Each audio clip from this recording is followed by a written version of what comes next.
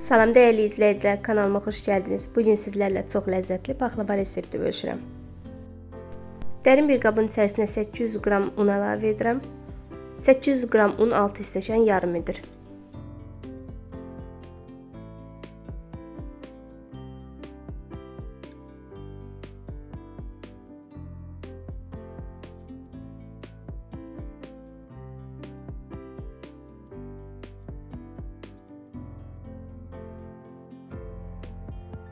Unun içərisinə 125 ml süd əlavə edirəm.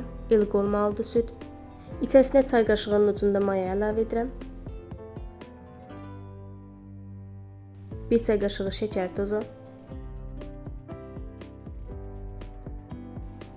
Təxmini 1 çimdik duz. 2 ədəd yumurta.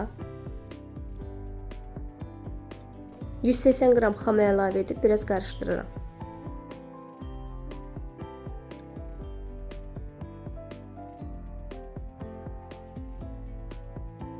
Kənarda öncədən əritdiyim 300 qram yağı hissə-hissə əlavə edirəm içərisinə.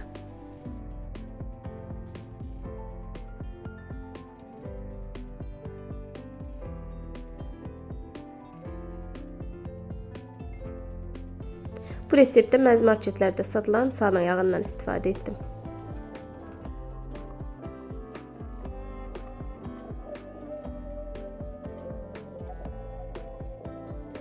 Xəmiri əlimlə yoğururam. Çox yoğurmağa ehtiyac olmaz. Xəmir özünü tez toparlayır.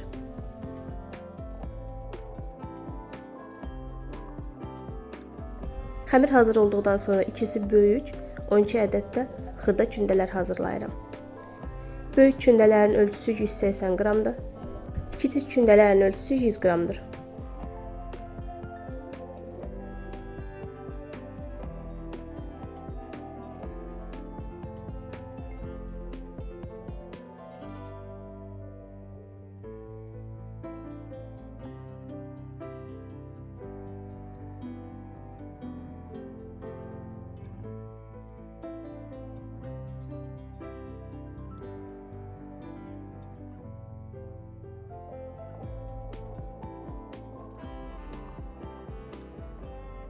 Kündələyib qabın içərisinə qoyuram. Toplamda 14 ədəd kündə olur.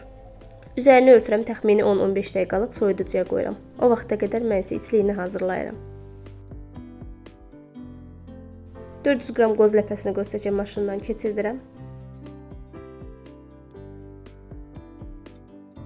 İçərisinə 1 stəkan və 1 stəkanın başından bir barmaq əskiyi olmaqla şəkər tozu əlavə edirəm.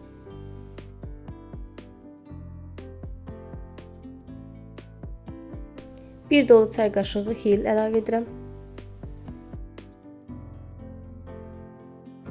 1 ədəd şəkərli vanil əlavə edib qarışdırıram.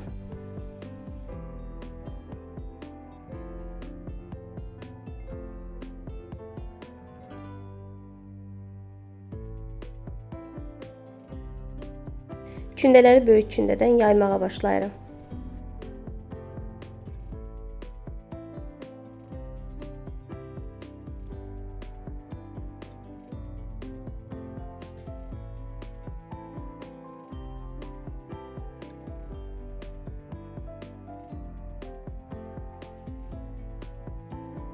Böyük kündələrin birini açıram.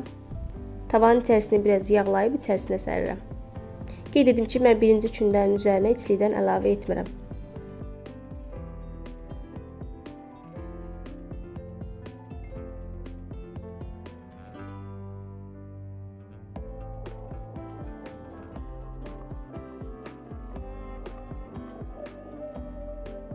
Kənarlarından artıq olan hissələri kəsirəm.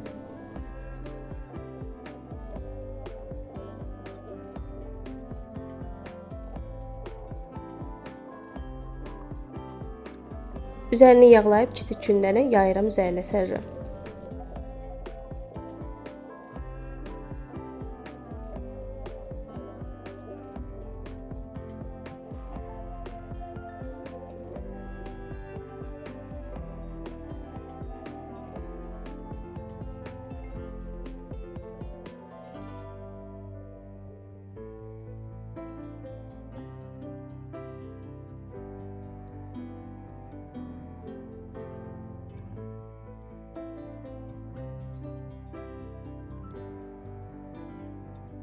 Üzərini yağlayıb içliyə əlavə edirəm.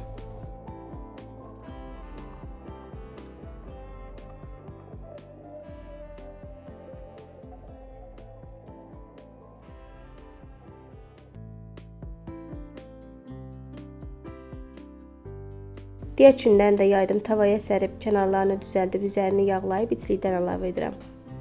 Və bu qayda ilə bütün kündələri hazırlayıram.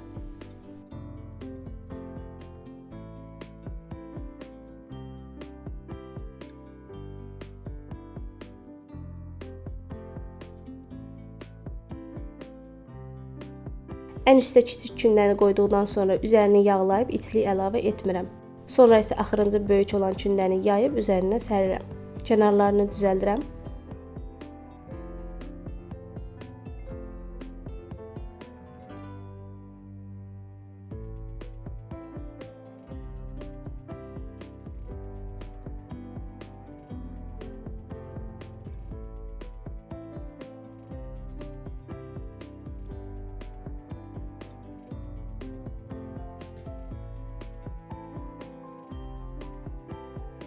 Üzərinə bir yumurtanın sarısını çəkib üstünə fındıqları yerləşdirib 180-190 dərəcədə qoyuram bişməyə sobaya. Mən üzərinə fındıq yerləşdirdim. İstəsəniz əgər üzərinə qoz ləpəsi və yaxud da badam da yerləşdirə bilərsiniz.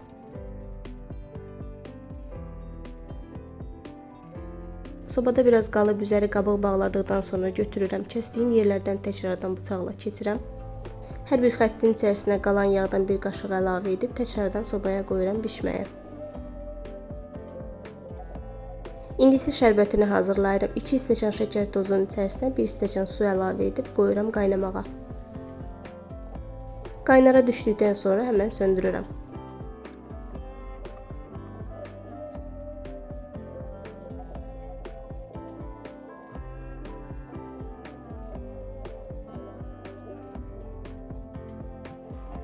Budur, artıq paxlavam hazırdır. Üzəri də nar kimi qızarıb. Paxlavam isti, şərbətim isə soyuqdur.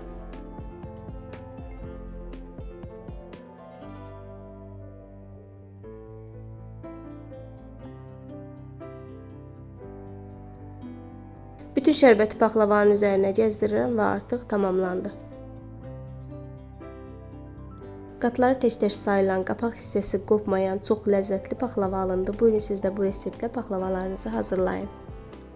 Bu gün işdə məndən bu qədər olsun dəyərli izləyicilər. Yeni video reseptlərdən xəbərdar olmaq üçün kanalıma abunə olub videolarımı bəyənməyi unutmazsanız çox sevinərəm. Yeni videolarda görüşmək üzrə inşallah. Allah'a emanet qalın.